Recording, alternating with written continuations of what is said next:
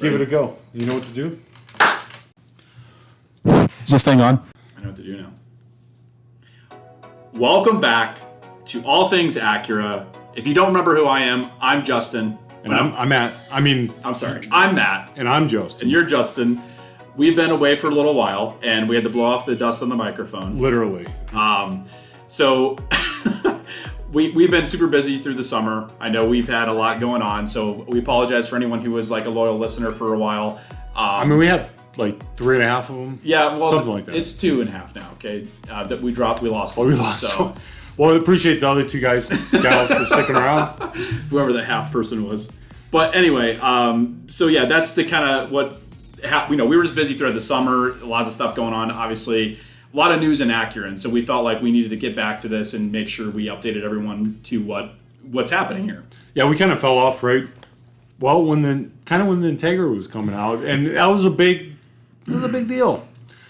And we'll give you our thoughts on that. Yeah, we'll kind of lead off there, but we also want to cover the ZDX, which is coming quickly down the road here, and that's kind of I think the more meat we're going to talk about today, but also talk about a little bit some of the models, you know, what's going on with them, what's going on in the Acura world. Right, because we haven't, like, other than the ZDX and the Integra, there wasn't much, like, newsworthy stuff throughout that time. And I think, honestly, the Integra Type S, and boy, a little bit, and there's nothing against the cars, just the timing of everything for us, because it took away from some of, like, our excitement in some ways, I thought.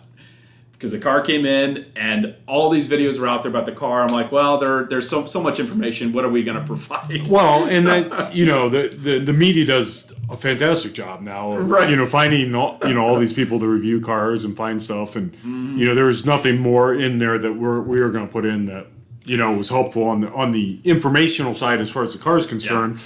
Because, we don't have the time or the capabilities to compare it against other cars and do all that other stuff in the respects that they can. So, we just let them have their way. We had this little bit of like a hiatus. Sure. Let the media talk about the car and what they love, what they don't love about it, and everything about it. Because that's, as a consumer, that's probably what you want to know. Yeah. We drove the car. The car drives great. It's everything that you read online and then some. The car looks really good in person. My favorite thing about the car, I think the fender flares look really good. I'm always worried when they put like kind of wide body stuff on cars, because I think sometimes it looks aftermarket or it doesn't look it fits. It doesn't look right. It looks really good. If you haven't seen one in person, you can find a dealership that has one, which now is even harder than what it was, because everybody had their demo version, which they had for 30 days, which was a short-term thing also. That changed. But we'll get off the gripes.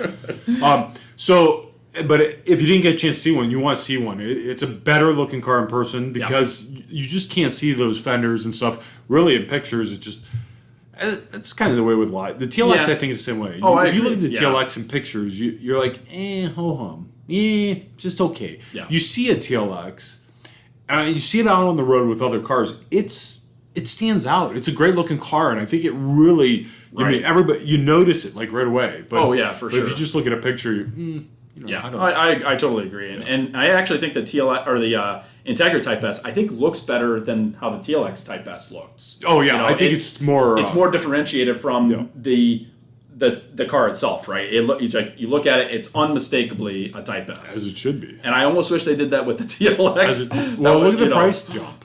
Yeah, look at the price jump. So you go from the top end of a Integra Tech A spec to the pricing of the Integra Type S. Right, yeah. It should be. And then with the other markups, and then just to add that little piece on there. We've heard all kinds of crazy numbers out there. I think there was even one posted right off the rip that was like it was almost $90,000 or something. Somebody was asking.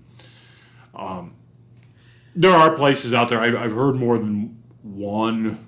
than several dealers that will sell them at MSRP or really close. Yeah. So with some accessories or something like. So make sure you do look around and shop around. I mean, our list is pretty long. We can't really offer a whole lot of help on that, and there's not enough availability yet.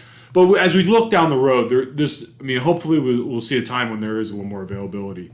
So let's get off to Integra Type S. We didn't want to make this about Integra, or we really did this a while ago. We Great just car. kind of Great recap car back on. So since we've been gone, the 23 MDX has gone out, 24 MDX has come in.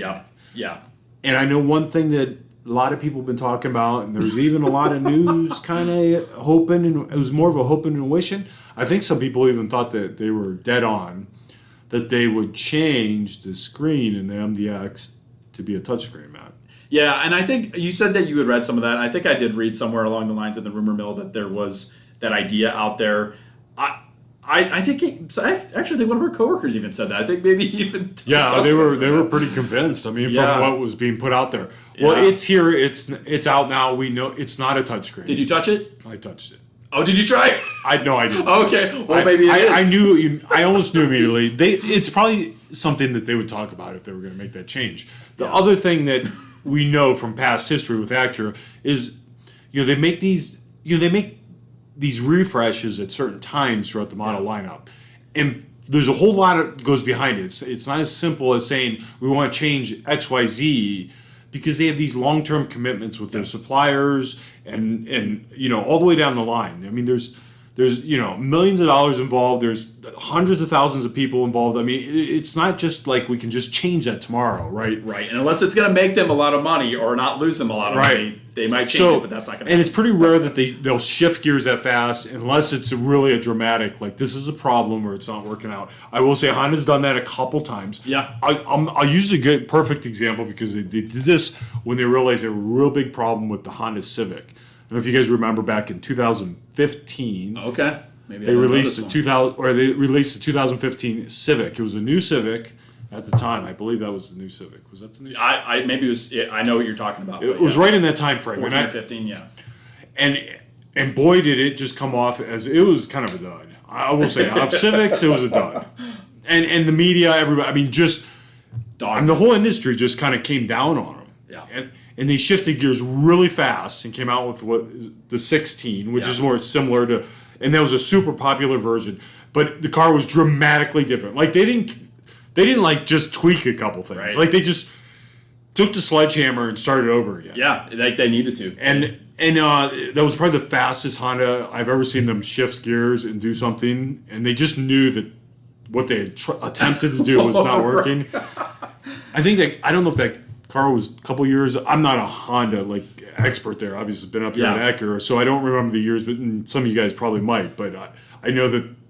Yeah, and you don't see that often though. It's that's like one of the. I mean, obviously, it cost them a lot of money to even think about that. So back to our point. MDX came out as a 22 model. 23 would be the same. 24 would be the same. They usually have a mid-model refresh, which would be the 25 model. So if we see a change like that coming, it would be in 25. And there's a chance. I'm telling you, the touchscreen has become a sour subject. I mean, lack thereof. Not it's having a sour subject for me. Yeah, I know. We can have the debate, and I don't know the fascination of touchscreens, but I understand that if other cars you're looking at have one, and you think you need to have it. Yeah. I understand. I think there's a simple fix, and I've talked about it before. Is you have both. You have the touchpad and the touchscreen, and that is a simple fix on Acura's part. They might say how complicated it is, but it's still a screen. They just replace it with one that you can touch and call it a day. Yeah. I don't care how far away it is. I don't care if you have to stand on your nose to touch it. You want a touchscreen, give them a touchscreen, right? Yeah, I agree with that. And again, while I agree with that, but I don't agree with it because ultimately it doesn't matter. But the fact that we have to have that discussion, that is in itself the problem, right? Well, and to be fair to the consumer, this is a luxury brand, so their expectations sit a little higher, even if we feel that they're not warranted. And I don't mean you guys not warranted. If you really, we talked about touchscreen. I didn't have Justin in on the podcast today, but we had a great conversation about the size of the screen that should be in the car, and he just thinks that the bigger screen, the better it is. Yeah. And is that true? Put that in the comments. Is that what's important to you when you look for a car now? Is how big the screen is? Right. Is that the fascination with screens blows my mind right now. And we have there's almost a 10-year gap. Dustin's 10 years about younger than me, right? And I don't know if you're 10 years older than me. It's close to. Pretty close, yeah. Anyway, so my point being is that I'm still of the ilk that you don't need to have when you get in a car, screens should not be the thing that matters. I get that we all have these phones. the tablets, things like that. And if he has a better screen, you think it's better, but that's irrelevant. If the product works and it operates how you need it to, that's all that matters. It should be a nice looking screen. It should have great display and resolution. Sure. It should look good. Yep. And would the RDX screen be getting a little small now for what's out there? Probably. Yep. And keep in mind, again, maybe we'll talk about the RDX. 24 is coming soon. There probably won't be any changes to it. It won't be changed until probably the 25 model. If they make another RDX or change it, right? A gasoline version of an RDX. Yeah. But keep in mind that car was designed, so it came out in 2018. That's right. Well, and the design and technology came out even prior to that, right? Yeah. And I think we forget about how long that cycle is. They're designing what's going to be out, several years from now today, right? So it's a long cycle to design a car and build it and put it out there. Yeah, so with the only change on the 24 MDX, do you know that there's one change? Yes, I do. I am. Do you know what it is? It's the rails on the charge pad. Yeah, because lots of people talking about the charging pads, wireless charging pads, not charging the phones very well. iPhones, more or less, but maybe on your phone. I don't know. It is iPhones because my phone. It actually charges the Android phone with a case on it. It charges. That damn thing charges faster than my regular plug-in charger. That's so funny, yeah. And it's the opposite when you have an iPhone. And whatever. It's just the way it's whatever design there. But they put rails on the side of that. Tiny rails to kind of hold the phone in the center. Right. The best optimal spot. Has it made a difference? Do you know? I don't know. I put it on there for like 15 seconds and it stops charging. Yeah, it seems to start charging and then it stops. I think it's a proprietary mag. It started happening. I don't know, we're getting off this a little bit, but it started happening after Apple came out with MagSafe. So if you have an Acura and you have a problem with charging, it's something to do with the MagSafe charger. Yeah, I would agree. There's, and something so there's, that adds a whole added dimension. So we're also trying to, we're talking about technology in cars. You're trying to connect phone technology, which changes rapidly. Yes. Rapidly. So a new iPhone comes out every year. Yep. And it's hard for that car that came out, was designed, effectively however many years ago, to be compatible with that phone that keeps changing every single year. If that was a supplier you used, that's what you kind of have. You're contracted with. Well, ultimately, contracted with them to use that. Yeah, it's very difficult for those two to play well together forever. And the same way we'll go back with older. It'll be interesting as time goes on because as we get more technology in cars, which is what people want, people ask for, or they seem to want and ask for, or the industry's saying, I think that's the case, right? They want more technology in the car. Yeah. And why is my payment going up and the price of the car going up? Well, I don't know. Well, that's a whole nother discussion for another day. Yeah, that's what everyone wants, though. So. Tech's expensive. And it not only is expensive, but tech doesn't last, right? Right. Yeah, so 5 years from now, it's going to be old tech. Right. How do you do that? We're chasing our tails on just asking for more tech, but I'm not sure what everyone wants. Maybe I'm just getting old at this point. I like tech. I like tech, but I don't see where more keeps fitting into the car. Yeah. Now there are features, safety features and such that add tech, right? Yeah. That add costs and that have really skyrocketed the price of the cars. But they are helpful driving aids, for sure. Right? Absolutely. But if you just need a bigger screen, because I want a bigger screen, as I was asking Dustin, for what? What are you going to do with the bigger screen? Watch movies on it. I love it. Yeah. Oh, geez. So, okay. Anyway, all right, so let's move on. The TLX refresh, we think it's going to be refreshed maybe for 24. Because we're 3 years into the TLX, 21, 22, 23. 24 should be a refresh. I have a slight feeling, this is just a hunch, that it's going to undergo similarly what the RDX underwent. Like wireless CarPlay, maybe quieter, nothing major, maybe a refresh front end, back end. We have no information on that, but we are right up against it, though. Yeah, it's coming soon, right?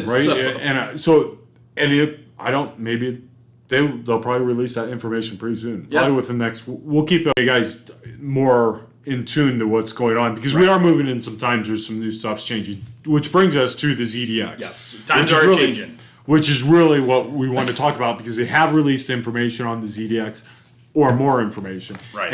And it's kind of the meat of what we wanted to know about the car. So this is weird.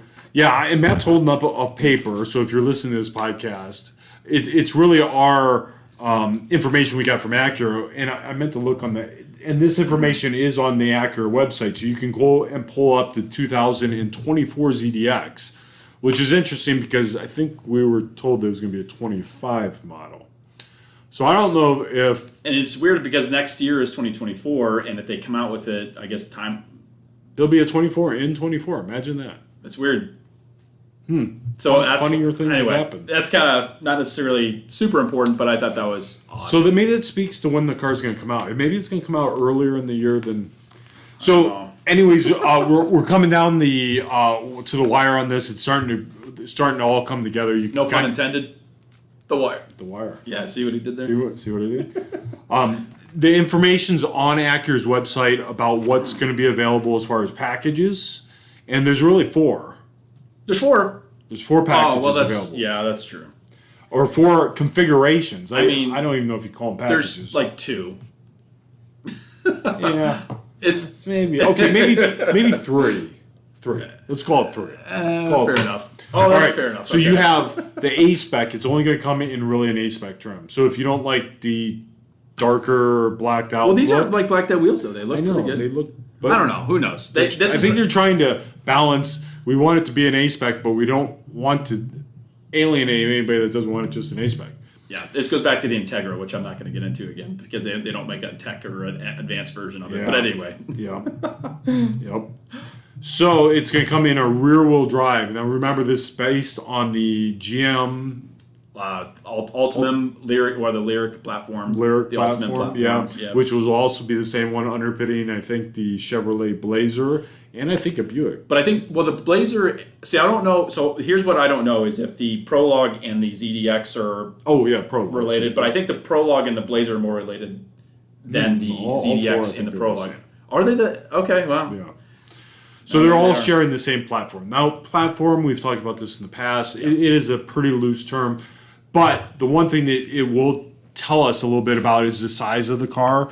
And this is really, it's an RDX size, maybe a touch bigger than what the RDX is. And I don't know if we looked up the height. I know it's longer by a couple inches. It is longer and it's wider. That's right. It's wider. And I didn't look up the height, but I think it's a little shorter. Not by a lot, by like an inch. So think of that kind of that size vehicle, but maybe just a little bit beefier in dimensions. Yeah, more of a wagon-ish. Yeah. Which I'm maybe a 2-row MDX. Yeah, that's true. Something along those lines. So it's not going to be as big of an MDX, but not quite as small as an RDX. To give you an idea on size, it will come in a rear-wheel drive or a single motor, right? Yes. I think is how in the A-spec, in the electric world. And then they'll have an A-spec in the dual motor or all-wheel drive. And then they're going to have a Type S version. Yeah.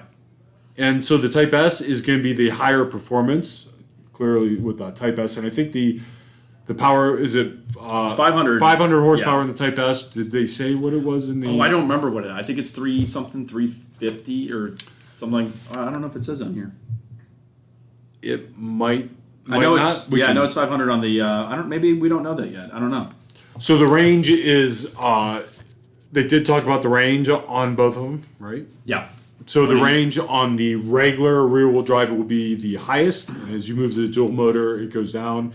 And I believe it was 320 on the rear-wheel drive single motor. Yeah.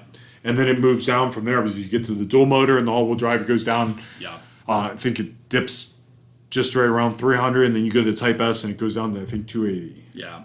Which, obviously, if you get a Type S, you're looking for the performance, so you're going to lose that range. But you can get on Acura.com now. You can say you want, or you can kind of configure it and look at some of the colors and different things and the trim packages. And then you can put your name in for more information.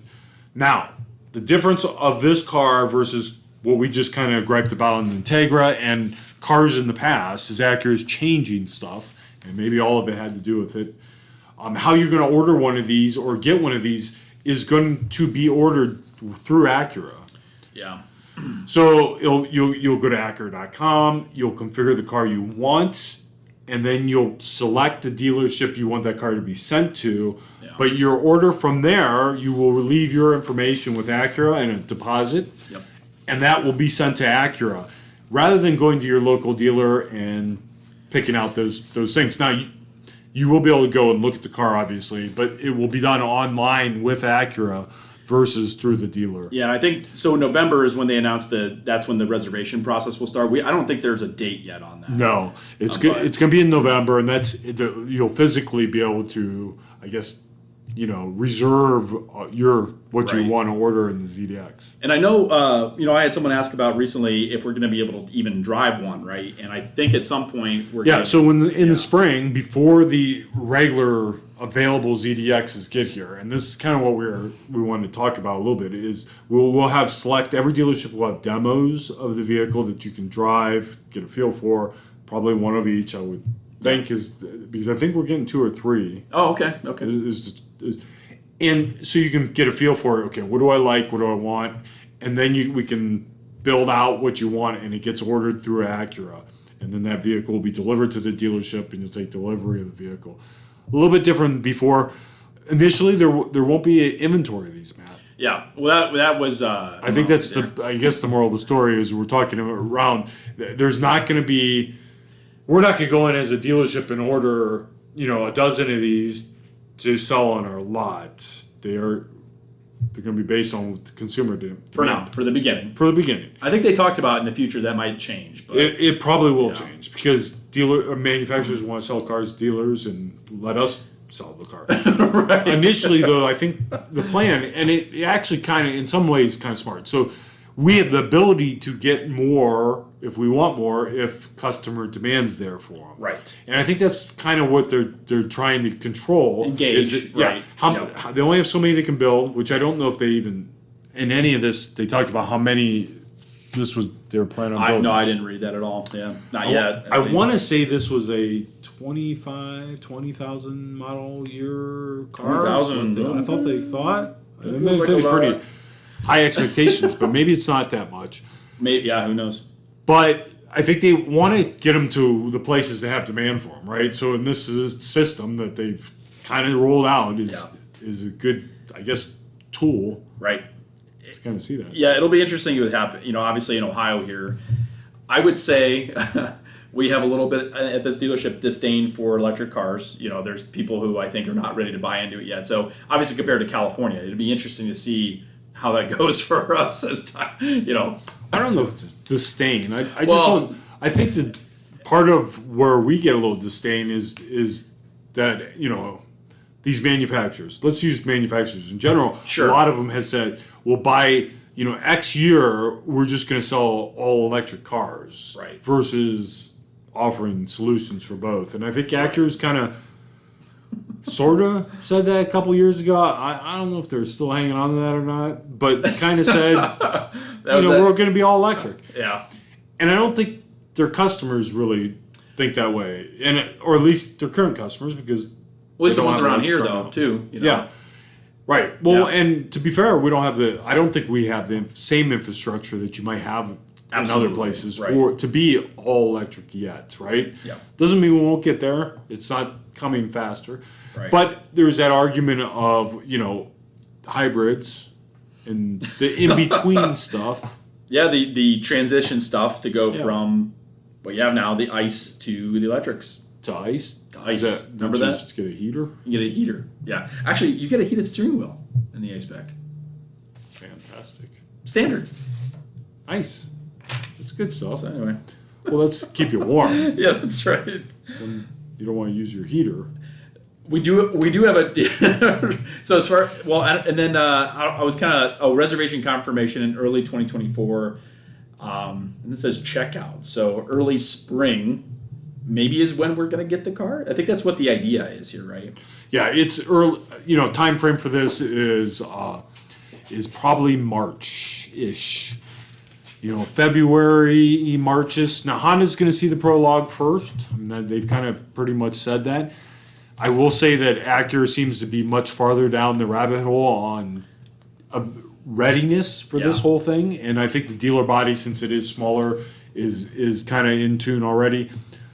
We have chargers and everything already installed, and equipment and everything kind of in place all for this, and that was a requirement to be able to participate in it. Yeah, we went on that quick. I think they're already installed. Like they're all ready to go. And which is kind of crazy. So that's kind of like the timeline for the ZDX. As far as like the trim walk, I don't know if you want to, you want me to read down through this, or is there anything you want to point out there? But we can dive into more what it has or what it doesn't have another time. I think we'll do just a total ZDX. We'll talk about it because I think we'll do some comparisons. I think it'd be helpful to have a reference point of other cars out there, maybe what this has versus some other cars, so you know what you're getting. I will say this: the one thing I do like about the ZDX in being an electric car is a little bit about the debate we had off air when we were talking about it with Dustin, is that the ZDX looks like a good looking car. I mean, from all things considered. Now that's obviously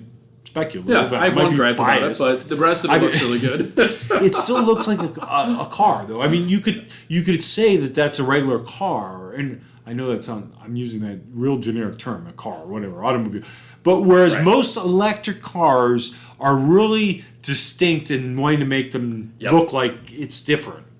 Right, I don't know if that's good or bad. Maybe I'm thinking about this wrong, but I think there's some success that whether it's Acura can have, or just in general, if you want to drive an electric car that has some style, that looks good, that doesn't all scream that I'm on a Prius. I use a Prius example. I don't hate Priuses, but if you have a Prius, it looks like a Prius. Right. Everybody knows that, and that's kind of been their brand. They kept it looking that way.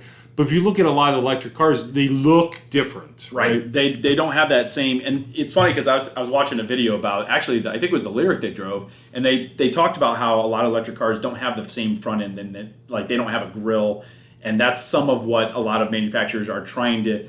They make them look kind of goofy, I think, to stand out on purpose. And I think that's what the market, a lot of people don't necessarily like. I mean, people who like them, they like them, but to get that general public on board with a car, it has to look something more relatable, or something that looks familiar, right? And I think that's a big part of that. So I think that's where some success. Now there'll be other models out there. The industry, it's amazing if you look at the time frame of electric in the next 2 years, how many more models will be out there. So by the time the ZDX comes out, it's astonishing. I think there's 20 or 30 more electric cars that will be available. Oh, interesting. Okay, by that time. It's growing, it's 20. They're adding the multiplication per year is incredible. That's what we should do, actually. Next time, so maybe we do this, and I know I'm talking about stuff we might be doing, but it'll be an interesting comparison, and I know you kind of touched on this earlier, but I actually don't know how many electric cars are out there right now, and I don't know if I could tell you any of them. And from a sales standpoint, and from a consumer standpoint too, you don't know what you're really up against. Obviously, you have your Teslas of the world, but do people know that Volvo has one? Does Lexus have one that is like a car like this? I don't know. So I think there's some information that I think would be helpful for you guys, for us to dive into and say, okay, here's kind of what we're comparing against, or here's the market in general electric car, because I don't know myself, and honestly, as time goes forward, I'm going to need to know that. So they did talk about the pricing, expected to start in the 60s and go up to the 70s, which I think that's what they kind of said all along. The Cadillac Lyric, I know, had a 5-year waiting list priced at $67,000. I'm joking, but it was a long time. They started sales of those a couple of years ago. Literally might have been 3 or 4 years ago. And it was in the 60s. So I think it's going to be priced very similar. Yep. I think 60s is a very fair price for that. Yeah. 70s might be getting a little steep, but think about our MDX. The MDX lives in I don't know that that's not warranted for these cars. Yeah. So I did see somewhere out there, and I think I mentioned this. That was a couple months ago. So the Chevrolet Blazer will also start in the 60s. Oh, right. So nothing against the Blazer, but I think if you wanted to drive one of the other, I think you'd buy the ZDX over the Blazer. Yeah. Just my opinion. And I think the ZDX looks good too. That's most of it looks good, except for the one part. So we'll dive into more about that. Sorry we tried to cram so much into this, but we just really want to get everybody up to speed. Well, it's been a while, yeah. It's been a while, and we'll dive more into the ZDX details, what equipment they told us it's going to have or not have. You can also get in on Acura.com to find out some of that information. But we'll do a comparison with that, with some electric cars out there. How's it measure up with size, features, what's available, pricing from based on what we know, And we can also probably get some sales numbers to see what's actually selling. I know Tesla obviously rules that market. What's selling in the Tesla world? What would this size up? What would it compare to? Right. Yeah, all sorts of good stuff. So thanks for sticking around. If you guys listen to this, obviously we appreciate it. We apologize. Obviously we just get busy, and this is kind of a side part, right?